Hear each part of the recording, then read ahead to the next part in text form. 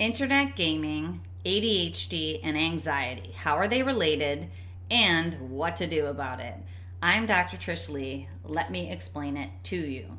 Okay, first we'll talk about internet gaming and what it does to the brain.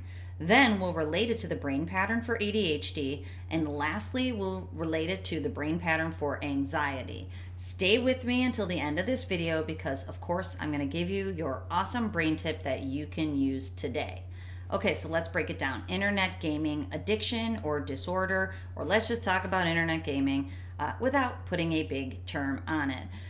Essentially, what happens in the brain when a person is being drawn back for more and more internet games or playing video games online, what happens is the brain is seeking calming and stimulation simultaneously.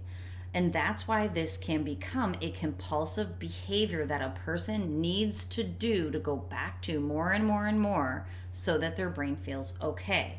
What happens is simultaneously, the brain is receiving high levels of stimulation and high levels of calming. So, what does that practically look like?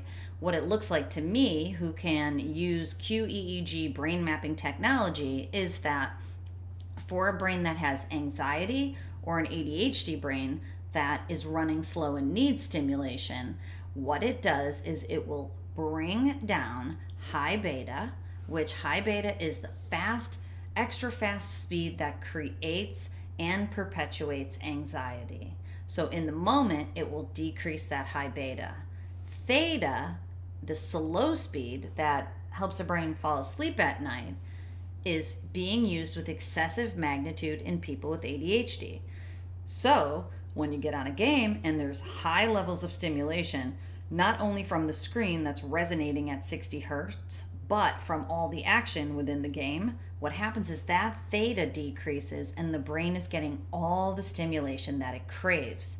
So it's being calmed and stimulated simultaneously at first. But then what happens is with excessive gaming, those levels will increase over time. High beta goes up, theta goes up, and the brain becomes tired and wired. So first it'll become wired because all of the excessive gaming and interaction and fast moves and screenshots and sitting in front of 60 hertz, that stimulates the brain in the way that it wants it, but it's excessively stimulating it. Then what happens is the brain becomes fatigued and theta will go up because the brain is tired. It becomes wired, lots of high beta, and tired, lots of theta. So basically, the brain patterns that are drawn towards gaming are the brain patterns that are most at risk for being impacted by gaming. So if a person has anxiety, they want to play video games to chill out. And it does that at first, but over time, it's going to make their anxiety worse. A person with ADHD wants to play video games to be stimulated, and it's going to do that at first, but over time, it's going to make that pattern worse. And for many people, we know science shows that the ADHD pattern and the anxiety pattern are comorbid. They exist together for most people, which means that the person who's most drawn to video games is the person who has high beta and high theta, anxiety, and ADHD. So they are the at most risk for developing a compulsive behavior or an internet gaming disorder that's moving towards an addiction. Okay, so what do you do about it? Well, first and foremost, you can have a QEEG brain map performed. I'm able to do them online now across the world. I'm working with people across the world. In an online platform, you perform your own brain map. It takes 28 minutes. You see your results right away. I see it right away. We talk about it. I explain it to you. But what that does for you is you can literally see if you or your young man's brain is using the ADHD or the anxiety pattern that is just thriving off of the video games, but unfortunately is creating survival mode in their life. You can see it with your own eyes. What's going on in their brain, what the video games are likely doing to their brain and for their brain.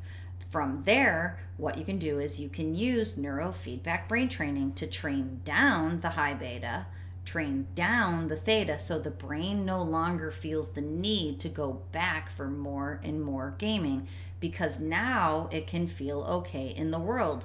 because it's making more of that perfect processing speed and less of the high beta and less of the theta, so that it can now sit at dinner and enjoy the family, get through the daily routines, go to work and be productive, come home and just sit on the couch and relax without feeling squirrely and the need to get back to gaming. Okay, so what do you do in the meantime? Before you get your brain map, before you use your brain training to improve the way your brain is performing, you balance the electronics like your life depends on it. So there's no gaming out of the gates in the morning. True story. First day of school this year, my beautiful son he went on one Zoom at 9 a.m. I check in with him via text. 9:30, he's already playing games because his first Zoom was over. I'm like, you're totally nuts right now. There's no gaming during school days. And that just didn't occur to him because his little brain loves to go back to his video games, until I set a hardcore rule that there is no gaming until all school is done and it's the afternoon and you take a break from your fabulous life to take a little break to play video games. None of this playing all day and jumping on in between Zooms. No way. So the line had to be drawn. So there's no gaming immediately in the morning. You have to ease your brain into the day. Be productive. Exist in the world. Take a little break and do some gaming. And it's fun, and in today's day and age, that's where people exist, online. Then get back into the world and engage with the world in lower levels of joy that aren't producing this calming and stimulation, so your brain is used to existing in that mode, and so it feels good for your brain. And then take another break and play some games in the evening, but not too close to bedtime, because you're going to wire and tire your brain. So you want to give your brain at least 2 hours before bed to let that come down so that your brain can get into the sleep cycle and move through it. Okay, so I hope that helps you out. And if you need some support in unwiring your brain to need video games, visit my website at drtrishleigh.com. I have multiple services there that I am here for it. I'm here to help you. I know what to do and I can help you do it. Okay, and remember, control your brain or it'll control you.